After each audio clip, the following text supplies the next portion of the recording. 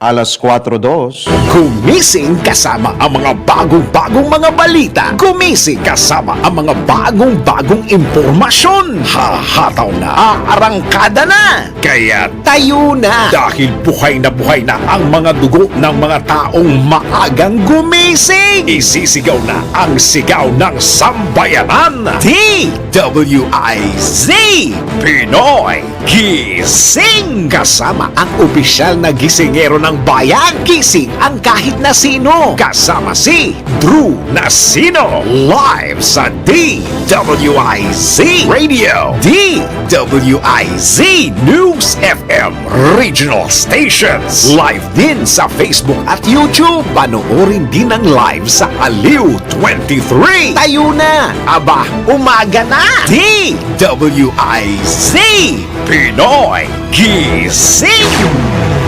Pinoy Gising. Sa magandang morning, Luzon, Visayas, Mindanao, Mega Manila, sa buong bansa, sa buong mundo ngayong pong araw na ito ng Miyerkules na po ngayon, midweek. Ngayon po ay Abril 3, taon 2024. Silipin na po natin ang mga nambubulabog at mga nagigising na headline. Pinoy Gising. Panibagong dagdag singil sa kuryente, namumuro na naman. Sa gitna ng matinding init ng panahon, mga babae, hinimok na huwag magsuot ng underwear sa bahay. Performance rating ni na Pangulong Ferdinand Marcos Jr. at Vice President Sara Duterte sumadsad. Bagong talagang PNP Chief na si General Romel Marbil walang balak ibalik ang war on drugs.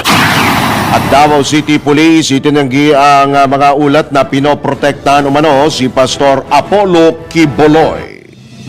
Kasama ang opisyal na gisingero ng bayan. Gising ang kahit na sino. Kasama si Drew Nasino. DWIZ Pinoy Gising. Pinoy Gising. Sa oras na 4 sandali makalipas ang ika-4 ng morning, kayo po ay nakatutok dito sa Impila May Todong Lakas, DWIZ 882 at Aliw 23 sa inyo pong mga talapitan, sa inyo pong mga cellphones, mga laptops o kaya po ay mga tablets. Kayo po ay nakatutok din dito syempre sa YouTube, Facebook, sa ating pong Facebook live streaming. Hanapin nyo lamang po yung DWIZ, search nyo po yan, i-click po ninyo yung bell button, like, share, and subscribe para po kayo makatanggap ng mga notifications mula po sa ating himpilang May Todong Lakas. Pinoy Gising. At siyempre makakasama po ninyo hanggang alas 5 po tayo ng morning, Drew Nasino. Pinoy Gising. At ito nga po, bumubungad sa atin pong balita. Ito po ang nanggigising na balita. Namumuro na namang magkaroon ng dagdag singil sa kuryente. Ayon sa Department of Energy, ito ay sa gitna nga ng inaasahang pagtaas ng demand ngayong tag-init. Dahil dito maaaring mapilitang gamitin ang bunker at diesel plant upang madagdagan ang supply ng kuryente na mas mahal. Mas mahal ang benta na posibleng mauwi sa price increase.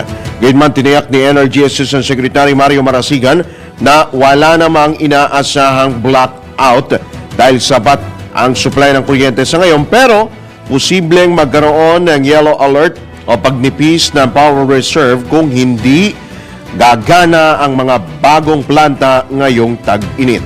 Pinoy Gising. Aprobado na ng Metropolitan Water Works and Sewerage System o MWSS ang hiling ng Maynila at Manila Water na bawasan ang pressure o lakas ng tubig sa kanilang mga customer. Ayon kay MWSS Division Manager ng Angat Ipo Operation Management Division na si Engineer Patrick Dizon, hindi ito nangangahulugan na mawawalan ng tubig, pero hindi naman ito aabot sa second floor ng isang bahay. Anong ipinupunto ni engineer doon? Ibig sabihin nun, yung hiling po nila na bawasan po ang water pressure, yan po ay para po maiwasan yung water interruption. Sa halip po na bawasan yung supply, sinusupply ho na tubig, yung pressure na lang po ng lakas ho ng tubig ang pinababawasan. Ipatutupad naman ng Maynilad ng ang alternate o magkakaibang o ipatutupad naman ng Maynilad ang pagbabawas ng water pressure sa naparaan para makatipid nga po sa tubig. Og din ito, paghahanda naman ito, nilinaw naman ng Manila Water na ito ay paghahanda sakaling paliitin o bawasan ang alokasyon na isinusupply ng Angat Dam sa mga water concessionaires. Sa kasalukuyan po kasi ay 50 cubic meters per second ang allocation po para po sa mga water concessionaire. Yung East Zone at West Zone. Yung East Zone, yan po yung Manila Water. Yung West Zone concessionaire, yan po yung Maynilad. By April 16, ipatutupad po, babawasan po ng National Water Resources Board from 50, ibababa po nila sa 48 CMS o cubic meters per second. Pero ang batay nga po sa pakikipag-usap natin kahapon sa Maynilad, ang sinasabi po ni Maynilad spokesperson Jennifer Rufo, yung water pressure na lang daw po ang kanila pong hinihiling na ibaba upang maiwasan yung water service interruption. Hanggat maaari po, gusto po nila pong maiwasan yon para na rin po sa kanila po mga customer. Batid naman po natin ang kahalagahan ng tubig ngayon pong tag-init. Pinoy Gising! Okay pa rin sa tubig, makikipagtulungan naman ng Department of Environment and Natural Resources at Israeli government o magtutulungan ang DNR at Israeli government upang mabawasan ang mga Pilipinong walang tubig. Ayon kay DNR Undersecretary Carlos David, nakikipag-ugnayan na sila sa mga water system export sa Israel upang magkaroon ng supply ang 40 milyong Pilipino. Itinagdag pa ni Yusek David na naghahanap na rin sila ng solusyon sa problema ng 65 barangay na tanging ulan ang pinagkukunan po ng supply ng tubig. Iniipon lamang po nila yan. Inanunsyo naman ni Israeli Ambassador to the Philippines, Ilan Plus, na bukas ang Israel na makipagtulungan sa Pilipinas kaugnay sa supply ng tubig. Pinoy Gising! Magpapadala naman ng stationary o static tanks ang pamahalaan sa Cebu City. Sunod na rin ang nararanasang krisis sa tubig bunsod nga ng epekto ng El Nino at ng tag-init. Ayon kay Task Force El Nino spokesman at PCO Assistant Secretary Joey Villarama, ito ang kanilang nakikitang solusyon habang pinag-aaralan pa ng national government at local government unit ang long-term solution na tutugon sa pangangailangan ng tubig ng mga kabahayan sa mga apektadong lugar. Una nang nagdeklara ng water crisis ang Cebu City noong Lunes dahil sa patuloy na pagtaas ng heat index na nararanasan sa kanila pong lugar. Natutuyot na rin po yung mga water sources po dyan sa Sugbo. Samantala, hinihikayat naman ng Task Force El Nino ang publiko na minsan na lamang ang pag-flush ng inidoro, lalo na kung iihi lamang naman at hindi masyadong masangsang ang amoy. Mas mainam din aniya kung gagamit ng tabo sa pagbuhos ng dumi at pagligo sa halip na gumamit ng bidet at shower upang makontrol ang dami ng nagagamit na tubig sa mga kabahayan. At maidagdag lamang ho natin, yung inyo pong mga pinaghugasan ng plato, mga kung anumang dyan sa lababo, magagamit pa ho ninyo yan. Pwede nyo hong i-recycle po yan para ho kayo ay makatipid sa paggamit ng tubig. Pinoy Gising! Eto, makinig po ha. Speaking of tag-init, speaking of kalinisan, ngayon pong sobra naman po, ramdam nyo ho yan. Yung iba nga ho natin mga kababayan talagang hindi ho makatulog dahil sa sobrang init. Kahit si Ate Iyas, ewan ko kung papayag ka ba dito, Ate Iyas ha. Kayo na ho ang bahala pong maghusga. Nasa inyo na po ang pagpapasya. Ha? Hindi? Ayaw mo? Ito, makinig ho kayo ha. Ito. Pinayuhan at pinayungan. Grabe matindi yung banat ng DOH. Pinayungan na, pinayuhan pa. Ngayon tag-init. Ito po ang payo ng DOH sa kababaihan. Pinayuhan ng Department of Health ang mga babae na gumamit ng cotton underwear sa gitna ng tumitinding init ng panahon sa bansa. Ginawa ito ni Health Secretary Ted Herbosa matapos ngang himukin ni House Deputy Majority Leader at Iloilo Representative Janet Garin ang mga kababaihan na huwag munang magsuot ng underwear sa bahay, lalo ngayon pong tumitindi ang init ho ng panahon. Merong depende na rin siguro kayo, hindi, depende sa lugar marahil yun. Nasa sa inyo naman ho yun kung susundin nyo po o hindi, di ba? Ayon kay Secretary Herbosa, kadalasang natatrap sa hindi cotton na panty yung moisture, dala po ng pawis. Opo, totoo po yan, kahit sa lalaki, ganun din po. Natatrap po yung moisture, dala po ng pawis na nagre-resulta sa fungal infection na tinatawag po na candidiasis o pangangati ng pribadong bahagi ng katawan ng babae. Pangangati ng ari. Totoo po yan. Nagkakaroon po ng infection. Siguro dapat magpaliwanag din si Secretary Ted or si dating secretary rin kasi ito si Congresswoman Janet Garin, dati hong DOH Secretary. Dapat maibigyan linaw po nila kung paano nga ho ba ito na nabubuo ito pong infeksyon, candidiasis po kung tinatawag po nila yan. Kung ikukumparaan niya sa mga lalaki, eto nga, mas mataas ang pH level ng mga babae kaya mas mabilis kapitan ng infeksyon. Sa lalaki meron din pero mas mataas po yung mas mabilis hong kapitan ng infeksyon po yung mga babae.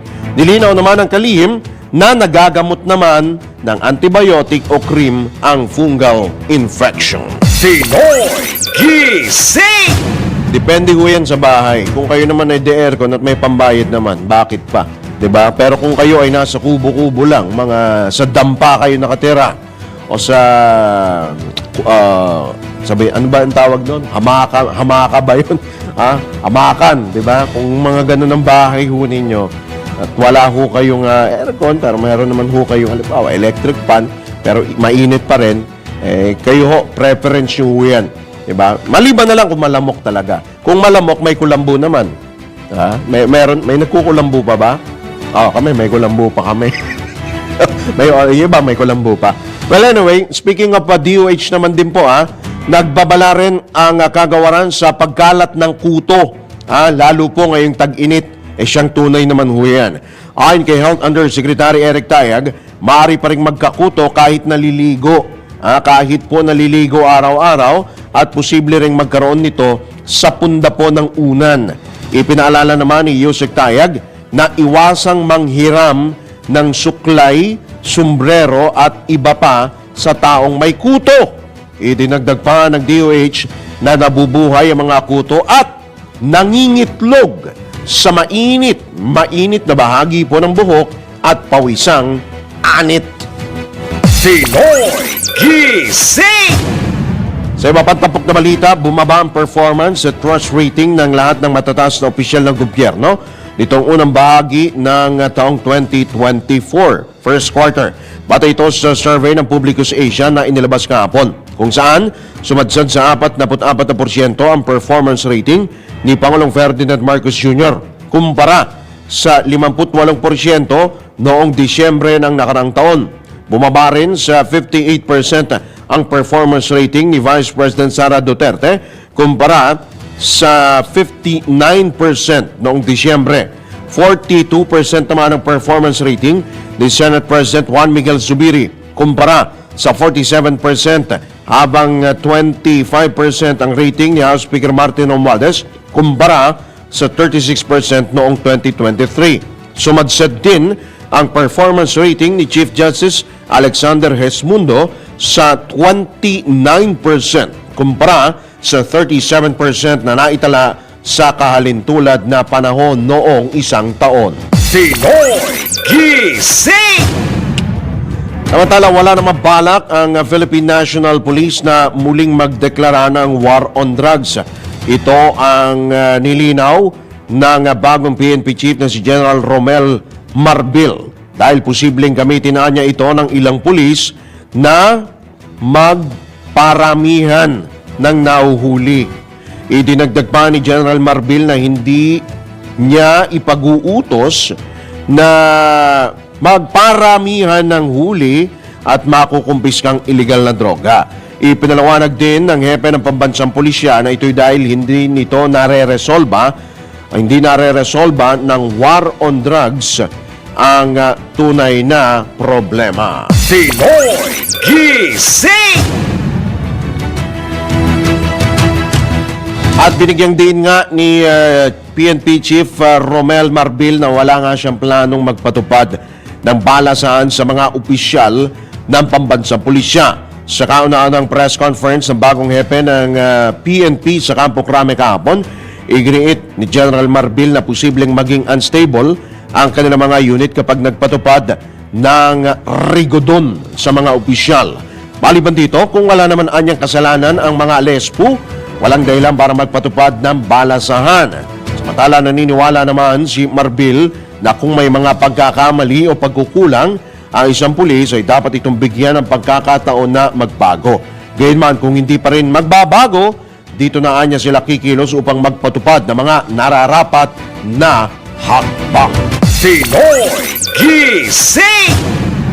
Sa iba pang balita, ibinunyag ng Davao City Police na humiling ang Office of the Senate Sergeant at Arms ng tulong sa pulisya kaugnay sa pagpapatupad ng arrest order ng Senado laban sa founder ng Kingdom of Jesus Christ na si Pastor Apollo Kibuloy. Gayunman, inihayag ni Davao City Police spokesperson Captain Hazel Tuason na walang natatanggap na kopya ng mandamiento de arresto o wala silang natatanggap na kopya laban kay Kibuloy. Naglabas naman ng Senado ng utos ng pag-aresto para sa televangelist dahil sa hindi pagdalo nito sa mga pagdinig kaugnay sa kanyang mga kinakaharap na reklamong human trafficking, mga kasong sexual abuse. Sinabi pa ng Davao Police na wala pa silang ideya kung kailan darating yung kautusan sa Davao City upang para ito ipatupad. Nilinaw din ng pulisya na blanco pa sila sa kinaroroonan ni Kibuloy. Pinoy Gising! At nilinaw din po ng Davao City Police na hindi po nila pinoprotektahan si Pastor Kibuloy dahil 2 linggo na po ang nakalilipas mula ng pirmahan ni Senate President Juan Miguel Zubiri ito pong arrest order. Sa iba pa ring balita, umabot na sa mahigit 100 bata ang nabakunahan ng Philippine Red Cross sa Holo, Sulu at maging sa Patikul, Sulu laban sa measles o tigdas sa binuong Measles Mitigation Corps. Kasunod dito ng pagdeklara o deklarasyon ng measles outbreak sa BARM. Target naman na bakunahan ang lahat ng batang 6 na buwang gulang hanggang 10 taon. Arakda na rin itinakda rin ang pagbabakuna sa Lanao del Sur, Cotabato, Maguindanao, Basilan at Tawi-Tawi. Tatagal naman ang vaccination drive sa BARM ng 6 na linggo. Pinoy Gising!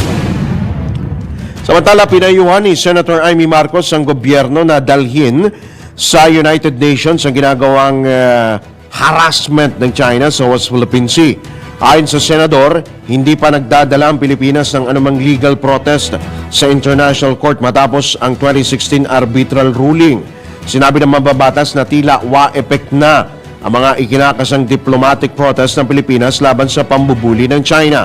Pero, iginiit ng presidential sister na legal remedies ang dapat gawin ng gobyerno tulad ng pagdulog sa international bodies at hindi ang pagmamacho talk. Naniniwala rin si Super Ate na kaya pang mahilot sa maayos na dialogo ang girian sa West Philippine Sea lalo't wala naman anyang maipagmamalaki ang Pilipinas sa usapin ng depensa. Ipinunto pa ng mambabatas na wala pa rin ginagawa ang pamahalaan para sa self-reliant defense posture nito at patuloy anyang namamalimos ng mga segunda manong armas ang Pilipinas sa ibang bansa. Pinoy Gising! Sa iba pang balita, aabot sa 212.5 million pesos na halaga ng shabu ang nasabat ng Bureau of Customs at Philippine Drug Enforcement Agency sa Port of Clark, Pampanga. Nagmula ang parcel na idineklarang naglalaman ng mga router mula sa New Jersey sa Amerika. Isinailalim sa X-ray scanning ang kontrabando at ininspeksyon ng K9 units matapos makatanggap ng impormasyon ng BOC mula sa PIDEA kaugnay sa nilalaman ng parcel. Tumambad sa mga tauhan ng adwana at PIDEA ang 29 na vacuum-sealed transparent plastic bags na naglalaman ng 31.24 kilos ng shabu. Pinapurihan naman ni Customs Commissioner Bienvenido Rubio ang mga personnel ng BOC at PIDEA sa pagkakasabat sa malaking bulto at halaga ng illegal na droga. Ito na po sa ngayon ang isa sa pinakamalaking halaga na nasabat, pinakamalaking halaga po ng illegal na droga na nasabat po ng BOC at PIDEA sa ngayon. Pinoy Gising! Samantala, sa iba pa rin pong balita, ipinanawagan muli ni OFW Party List Representative Marisa Del Mar Magsino ang pagkakaroon ng malinaw na proteksyon sa ari-arian ng mga same-sex couple na nagsasama. Sa inihaing House Bill number 10206 ng mambabatas, layunin nitong bumuo ng komprehensibong property regime para sa mga ito. Kilalanin at proteksyonan ang kanilang karapatan sa ari-arian, pag-aari at disposisyon habang sila ay nagsasama. Iginit din ni Magsino na hanggang ngayon ay wala pang panukalang batas na titiyak sa pantay na karapatan para sa lahat, anuman ang sexual orientation o gender identity nito. Pinoy Gising! Bago tayo magbigay daan po sa ilang pong mga paalala, silip po muna tayo sa ilang pong mga pag-uulat mula sa labas ng himpilan. DWIZ Patrol Report. Nahin po natin si Patrol 17 Jopel Peleño, suporta ng India sa Pilipinas sa gitna nga ng mga kinakaharap na hamon ng bansa, kinilala ng Department of National Defense. Detalye hatid ni Patrol 17 Jopel Peleño. Nakipagpulong si Defense Secretary Gilbert Teodoro Jr. kay India Minister of External Affairs Dr. Subramaniam Jaishankar at sa delegasyon ito sa sideline ng Minister's official visit sa Pilipinas. Sa ginanap na high-level meeting, kinilala ni Secretary Teodoro ang suporta ng India sa Pilipinas sa gitna ng maritime issues na kinakaharap ng bansa. Muli namang siniguro ni Minister Jaishankar na patuloy na isusulong ng India ang rules-based international order at ang peace and security sa Indo-Pacific region. Kaugnay nito, pinuri ng kalihim ang kontribusyon ng India sa mga ginagawang hakbang ng Pilipinas upang mapalakas ang external defense force ng bansa sa pamamagitan ng mga isinusulong na modernisasyon ng AFP. Ito si Patrol 17 Chopel Peleño para sa impilang may tonong lakas, DWIZ. Nagbabalita ng tama, naglilingkod ng tama. Sa iba pa mga balita, naku, eto tanggap po tayo ng isa pang report, Pinay na OFW galing Egypt nanganak sa eroplano. Ang kabuuan ng detalye ati di Patrol 45, Raul Esperas. Inaasikaso na ngayon ng Overseas Worker and Welfare Administration o OWA ang Pilipina OFW na nanganak sa eroplano ng Gulf Airlines nang ito ay dumating Biyernes ng umaga sa NAIA Terminal 3. Napag-alaman na galing sa Egypt at dumaan sa Bahrain ang Pilipina nang ito ay manganak sa eroplano ng Gulf Airlines habang nasa himpapawid. Sa koordinasyon na rin ng airline sa Overseas Worker and Welfare Administration OWA ay naasikaso ito nang lumapag sa NAIA Terminal 3 Biyernes ng umaga at sa kasalukuyan ay wala namang inilabas na detalye ang Overseas Worker and Welfare Administration o OWA sa pagkakakilanlan ng babaeng nanganak sa eroplano at na anumang impormasyon sa isinilang netong bata. Wala ring impormasyon na makuha ang Bureau of Immigration kung paano naipasok ang bata nang walang dokumento dahil ito nga ay nanganak sa eroplano. Gayunpaman ay walang maibigay na impormasyon ang OWA sa panganganak ng isang Pinay OFW sa loob ng eroplano. Raul Esperas, Patrol 45, nagulas yung Pilamay Todo Lakas, DWIC. Kapag may bagong balita. Naka-on air, agad-agad, DWIZ Patrol Report. At babalik po ang Pinoy Gising makalipas na ilang mga paalala oras. 27 minuto makalipas ng ika-4 ng morning. Pinoy Gising! Alright, tayo po nasa ikalawang bahagi na po ng Pinoy Gising sa oras na alas 4:33 ng morning. Ako pa po tayo sa ilang pang pagulat mula sa labas ng impilan.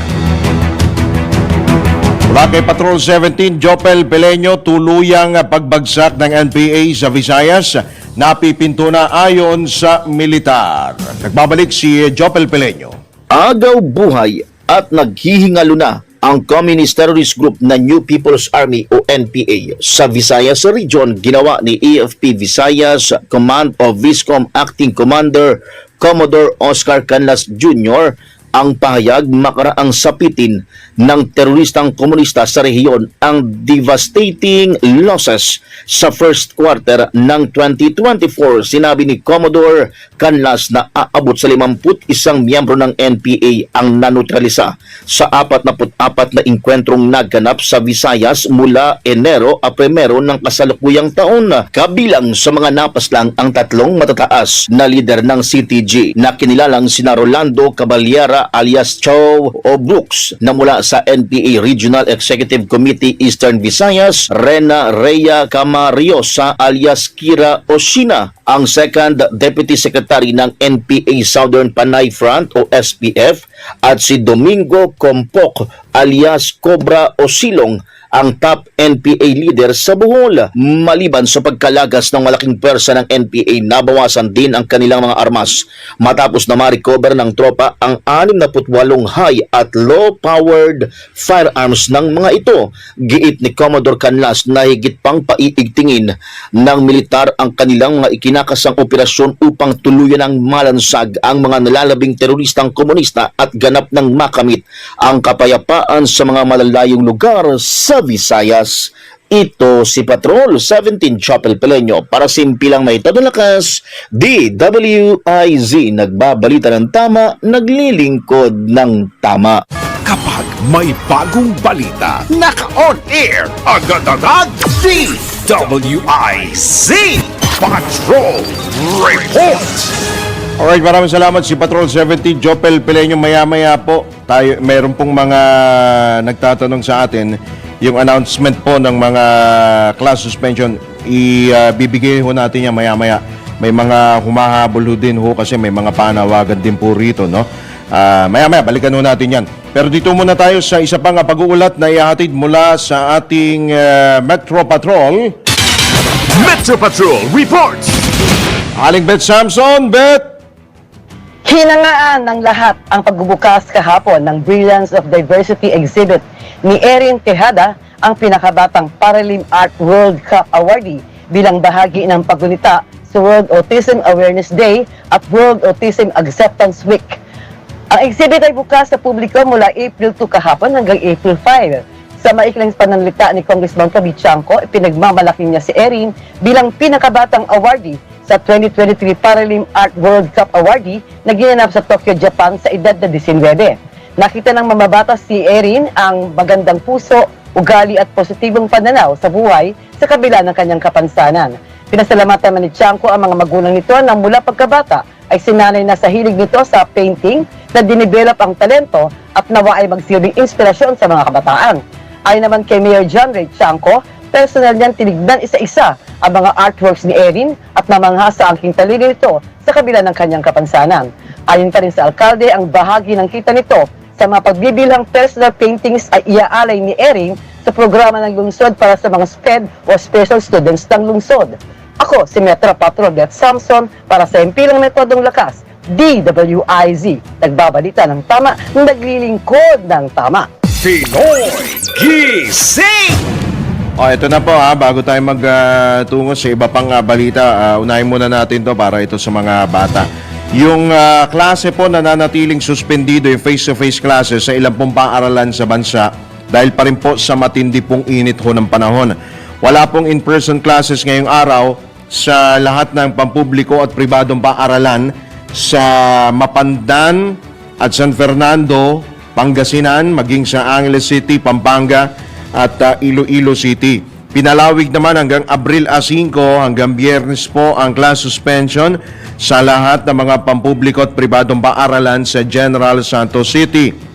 Wala rin pong face-to-face classes sa hapon hanggang sa Abril 15 sa mga primary hanggang secondary level sa lahat ng public at private schools sa Tantangan, Banga at Polomolok sa South Cotabato. Samantala, sinuspindi rin ng Office of the Civil Defense Region 12 ang pasok ko sa trabaho sa lahat ng 11 local government units ng Sultan Kudarat hanggang Abril 15 po ito dahil po sa mainit po na panahon. Sa Malabon naman, naglabas po ng mga alituntunin ang Malabon City School Division's Office hinggil sa kanselasyon ng mga klase dahil nga po sa mataas na heat index. Ipatutupad sa lahat ng pampublikong paaralan sa nasabing lungsod. Ito po mga sumusunod na direktiba pong itong babanggitin po natin. Otomatikong suspendido ang in-person o face-to-face classes kung sakaling umabot sa 42 degrees Celsius ang heat index, yung alinsangan na nararamdaman po o mas mataas na heat index. Bay, syempre, kapag mas mataas, talagang suspended yan. Hindi rin kinakailangan mag-report ang mga guro sa paaralan at sa halip ay ipatutupad ang alternative delivery mode of instructions. Kakaroon po ng modular learning. Patutupad naman ang blended learning kung ang heat index ay umabot po sa 41 degrees Celsius at titiyakin na ang mga mag-aaral ay nakagrupo batay sa kanilang mga partikular na antas ho ng pagkakatuto. Batay ho sa grade. Magpapatuloy ang mga regular in-person o face-to-face classes alinsunod sa nakatakdang schedule kung ang heat index ay nasa 40 degrees Celsius pababa. Merong paglilinaw po dyan ang Malabon. So yan meron po silang nilabas na guidelines para po ito sa Malabon. Ito pong mga guidelines po na ating pong binabanggit. Ito mainit-init pa ho, parang sing-init ho ng heat index. Sa Cebu naman po, nag-suspend na rin po ng face-to-face classes dahil din po sa matindi pong init. Diyan sa Cebu City, di ba, may water crisis Ngayon pong araw, suspendido po ang face-to-face classes sa ilang local government units diyan po sa Cebu, particular po sa Minglanilla public at private schools from kindergarten to high school. Minglanilla po ito Sa Lapu-Lapu City, wala rin pong pasok. All public schools, nursery to high school. Lapu-Lapu City po yan. Mga taga-Sugbo, Huwag nyo na pong gisingin yung inyo pong mga anak, Tulog na, balik ho sa tulog. Ang init ho, sobra. Sa Liloan, lahat po ng pampublikong paaralan, all levels sa Liloan, suspendido rin po ang klase. Maging sa Talisay City, sa Cebu. Talisay, iba pa yung sa Negros, may Talisay din doon. Ito ang Talisay City, sa Cebu, all public schools, walay klase. Walay klase po kayo ngayon, Ulitin ho natin, ito po mga binabanggit ho natin ng mga lugar, Minglanilla, public and private schools from kindergarten to high school, suspendido po ang klase ngayon pong araw. Lapu-Lapu City, all public schools, nursery hanggang high school, Liloan at sa Talisay City sa Cebu, all public schools, suspendido po ang klase. Hanggat maaga, mag-anunsyo na po kayo ngayon, maaari po ninyong bukas din po ang ating pong himpilan para po sa mga karagdagang anunsyo ng mga iba't ibang LGU o yung DepEd. Baka meron ding announcement po ang DepEd hinggil po rito. Sa Bacolod City, pre-elementary hanggang senior high school only. Pero yung public, private schools na meron pong air condition ay meron po nasa inyo na po ang diskresyon. Ito po ay simula ngayong araw hanggang bukas. So yan po yung mga announcement po. Eto pa, meron pang karagdagan tayong announcement. School Admin DepEd. Pasig City po ito ha, mainit-init pa ho ito.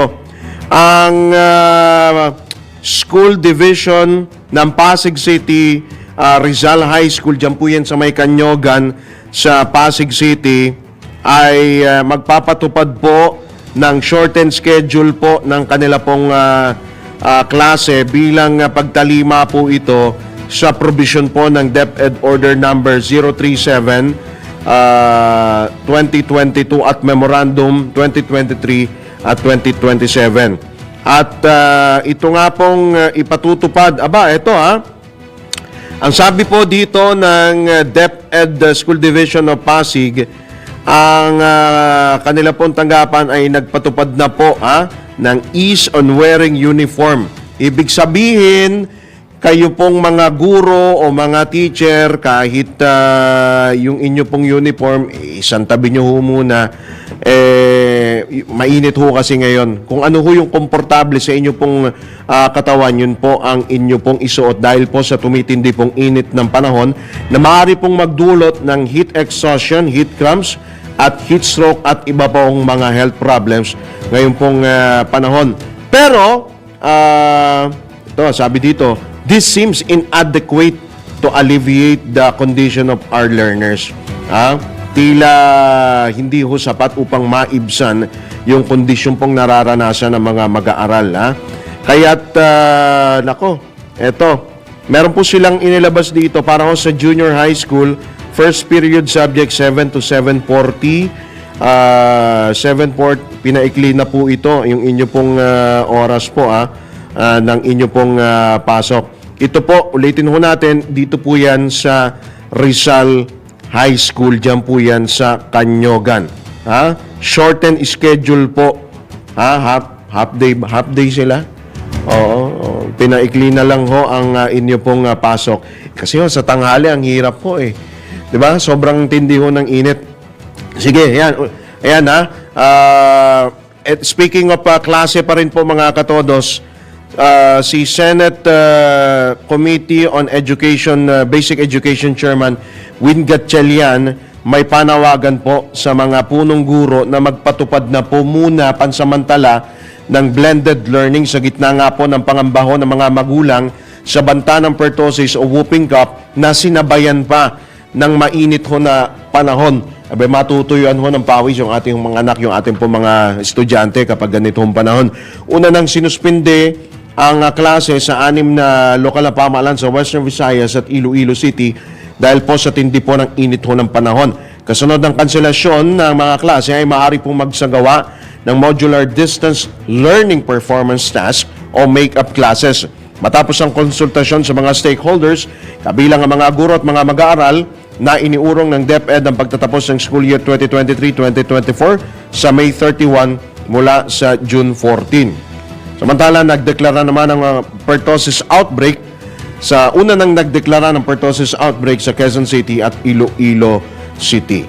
So, maya-maya, sige, baka meron pa hong mga announcement yung atin pong mga LGU para sa atin pong mga estudyante at mga guro. Magbabalik po muli ang Pinoy Gising makalipas lamang ang ilang mga paalala oras. 14 na minuto na lamang bago sumapit ang ganap na alas 5. Pinoy Gising! Alright, tayo po yung nasa ulimbag din po ng Pinoy Gising. Papasukin na po natin ang ilang pa mga pagulat mula sa labas ng impilan. Unahin po natin ang police report mula kay Manong Ronald Idol Cabset Domingo. Ronald. Manong.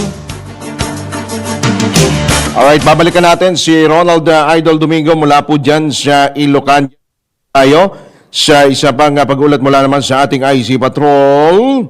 Political instructor ng nalansag na guerrilla front ng NPA na aresto sa Bukidnon. Patrol 17, Jopel Peleño sa detalye.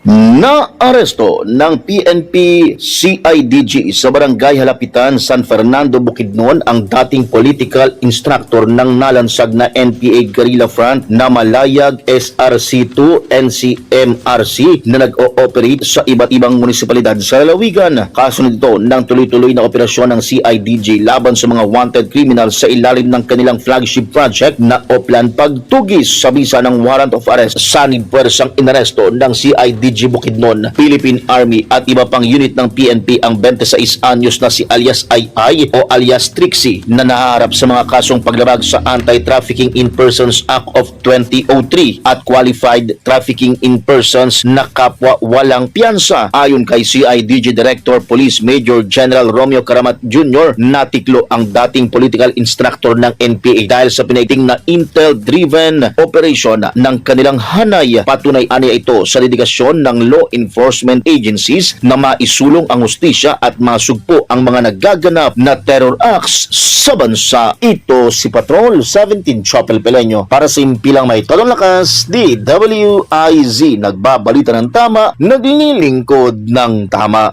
Kapag may bagong balita, naka-on air, agad-agad, DWIZ Patrol Report. Alright, nandiyan na. Balikan na natin si Manong Roll Idol Capset Domingo. Manong! Isang panloloob sa abandonadong bahay sa Progressive Gonzaga, Cagayan ang nauulat sa police station. Ang nasabing bahay ay pang-ari ng isang nagngangalang Romel Honesia E. Mendoza. Batay sa report, nadiskubre ni Lilibet, kapatid ng biktima, na ang bahay nang huli ay pinasok at may mga nawalang mga kapitan na personal nitong ipinarating ang ulat sa Gonzaga Police Station, kung saan agad naman pinuntahan ng mga kapulisan para sa ocular investigation. Lumalabas sa investigasyon na persahang winasak ng saralin ang steel lock ng likurang pinto ng bahay na nagsilbing pasukan. Pagdating sa loob, hinalughog ang mga silid ng bahay habang nagkalat ang mga damit at iba pang gamit. Ayon kay Lilibet, ang mga nawawalang gamit ay ang mga sumusunod: isang Nara set ng 8-seater rectangular dining table, isang generator, 2 pirasong natitiklop na mesa, isang unit na wooden table, isang unit ng pressure tank, isang unit ng electric water pump motor, isang pirasong folding bed, 13 piraso ng Nara na stepping board para sa hagdan, 3 pirasong Nara panel door at ilang bakal na drainage cover na ayon na rito ay huling nakita pa sa loob ng bahay noong January 2024. Nagsasagawa na ngayon ng follow-up investigation at operasyon ang mga tauhan ng Gonzaga Police Station para sa posibleng pagkaaresto sa saralin. Ito ang Ronda Patrol, Ronald Idol Domingo, nag-uulat para simpilang may tulong lakas, DWIC, nagbabalita ng tama, naglilingkod ng tama. Pinoy Gising! Grabe naman yan. Kulang na lang pati bahay tinangay, no? Pwede namang i-headline, di ba? Suspect. Bahay tinangay ng suspect. Ang tindi ng suspect na yun, no? Kulang na lang pati yung bahay isinukbit dun sa...